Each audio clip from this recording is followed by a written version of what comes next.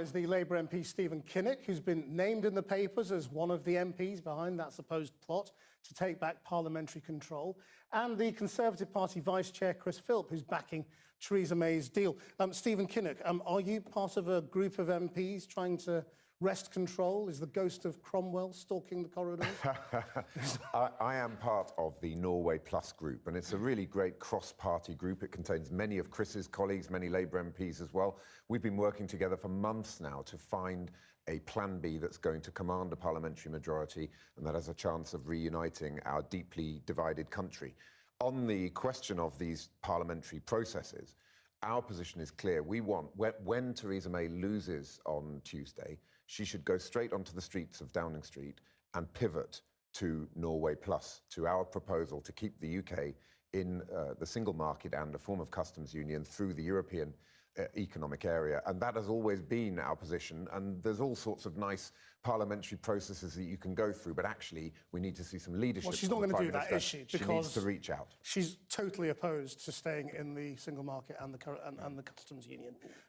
So when she doesn't, are you then saying, right, we're going to pass an amendment that takes control away from the government when it comes to parliamentary business, and we'll do it ourselves, so that we can then introduce legislation to back Norway Plus or Common Market 2.0, as you call it? Yeah, well, look, when her flagship piece of legislation fails on Tuesday, we're in uncharted waters then, and she has to change her pattern of behaviour. She has to actually see that there's a need for a compromise. We, of course, have to go through the motion of no confidence, and I very much hope that that passes. But if it doesn't, we have to have a plan B. You're the only way to get that plan B is to test the will of Parliament with a number of options. If the government won't do that, then Parliament will have to take back control to make sure that we get a clear view in Parliament. And there is no doubt that if we want to deal with this issue in a way that doesn't wreck jobs, that reunites our deeply divided country, we need a strong compromise. Okay.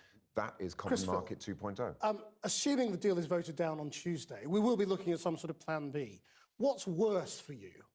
Agreeing with Stephen Kinnock here and saying, OK, we Brexit, but we stay in the single market and the customs union, or a no-deal crash-out? Well, our focus is on getting the deal passed on Tuesday, partly because... But you're not going to. Partly so because which is worse? Well, hang on. Partly because it delivers Brexit the people voted for, and secondly, because the various alternatives are all pretty bad. Now, Stephen's Norway Plus Customs Union alternative is terrible. It entails all of the obligations of membership, paying the money, unlimited free movement, rule-taking, the effective jurisdiction of the European Court of Justice, without any say at all over how those rules work. So, frankly, what Stephen is proposing is a significantly worse position than being in the European Union. But is it also worse than being out without a deal? Well, I mean, obviously the government are currently planning for that no-deal scenario, not because they want it to happen and not because they think it's going to happen. But which is worse, because no deal or Stephen Kinnock's idea? Well, look, I'm very clear that I'm going to vote for this deal because the alternatives are all unappealing. But the government are preparing for a no-deal scenario in case it happens. They're not preparing for Norway Plus. But are you saying Stephen Kinnock's deal is such a bad deal that no deal is better than a bad deal? Well, look, I'm not going to get into that sort of speculation, but there is no way I'm going to support... It's next week. Well, we're focused on winning the vote, but there's no way I'm going to support the Norway Plus Customs Union because it entails all of those obligations, the money, the free movement, the European Court, without having any say at all over how those rules work. This is a difficult situation. We're trying to... But this is weird. It's like you're all playing poker with the British people. You're keeping your cards close to the chest. Well, you all work for us.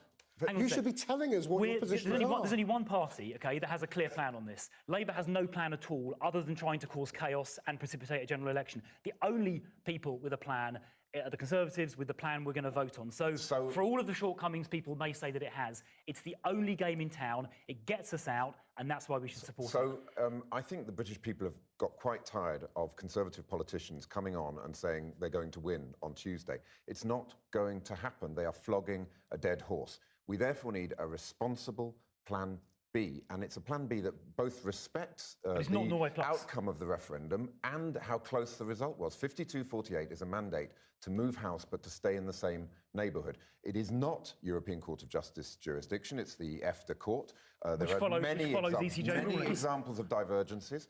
Articles 112 and 113 are safeguards on the free movement of labour. The EEA Joint let's not Committee debate the gives you intricacies rules just shaping, yet but it's of really Norway important, Plus. Trish, that we get the facts on the table because the British people have had enough. The point is, it's not being put to Parliament, let alone the British people. So let's not get Well, let's hope that it is. into the detail at the moment. Chris Phil, if she loses, this will be the government's biggest legislation. It's worse than losing any budget. Why on earth should she have the right to carry on as Prime Minister? Well, because when Theresa May became Prime Minister 2.5 years ago, we had, as Stephen just said, a divided country, a deeply divisive referendum, and an incredibly difficult set of circumstances. So the task she faced and the task she's been battling to carry out over the last 2.5 years has been a virtually impossible task. But so if you it's fail, not surprising it's been so hard. Convention says if you fail to get your most important legislation, you go. Well, I think we're in a completely... Why shouldn't she? Look, because we're in a completely different set of circumstances where we're attempting to do something which no country has ever done before. It's a deeply divisive issue, and it's not surprising in the slightest that it's proving to be a very difficult task. But this plan can work, and that's why I'll be supporting it. Can I ask you about Jeremy Corbyn's position, though, which we saw that second report on? I mean, do you believe that Labour members are leaving because of their concern over Jeremy Corbyn's refusal so far to back a second referendum? It's possible. I mean, we are a pro-European party. We've always believed in having close cooperation with our European partners and allies. So we need to make sure that we deliver on Brexit, but we deliver a form of Brexit that actually respects the outcome of the referendum and respects how close it was. On what scale is it happening, do you believe? I honestly don't know. But you do think people are leaving?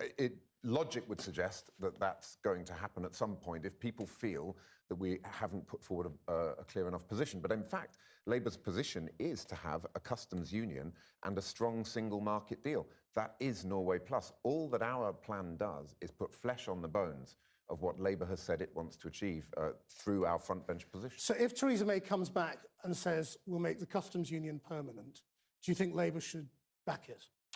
It's not enough because you have to have single market. If you look at what causes friction on the Irish border, customs union is only around 20% of the legislation that causes friction. It's all about the single market. You've got to have regulatory alignment so that you don't need to use the backstop and so that we can protect the jobs and the livelihoods of the people we were elected to represent. It's the only responsible course of action. But the future framework, which talks about the trade deal after the transition, does leave those sort of questions still up for debate. And it does talk about having some levels of in alignment to minimise the friction you're describing. So that is a debate we're going to sort of have It's over up the for next grabs year in the or two. future, is the idea. But it's Thank you too both much very fudge. much. We can't pay for it.